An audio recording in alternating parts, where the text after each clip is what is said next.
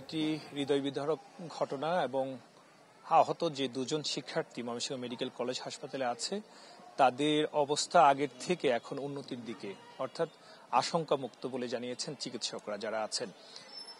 বিশ্ববিদ্যালয়ের যিনি ভিসি ছিলেন রফিকুল ইসলাম, তার সাথে আমাদের কথা হয়েছে। তিনি আমাদেরকে জানিয়েছেন যে সব শেষ, এবং মেডিকেল কলেজ হাসপাতাল কর্তৃপক্ষ যিনি আছেন তার সাথেও কথা হয়েছে।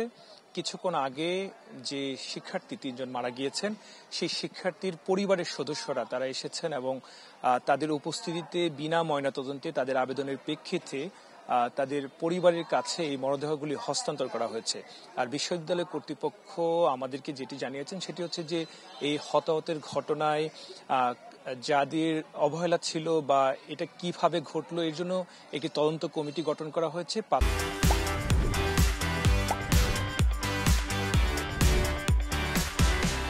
সদস্য বিশিষ্ট তদন্ত কমিটি গঠন করা হয়েছে এবং বিশ্ববিদ্যালয়ে 3 দিনের জন্য শোক দিবস ঘোষণা করা হয়েছে বিশ্ববিদ্যালয়ে। পাশাপাশি যারা এই যেখানে যাচ্ছিল, মূলত এই রিসোর্টে যাচ্ছিল, সেই যাওয়ার পথে যেভাবে ঘটনাটি ঘটলো এর পেছনে বিশ্ববিদ্যালয়ের সংশ্লিষ্ট যারা ছিল দায়িত্ব, তাদের কারো কোনো দায় আছে কিনা এই বিষয়টিও তারা খতিয়ে দেখবেন সেটি বলছেন। পাশাপাশি আজকে বিশ্ববিদ্যালয়ে একটি গায়েবানা জানাজা অনুষ্ঠিত হবে এই নিহতদের স্মরণে।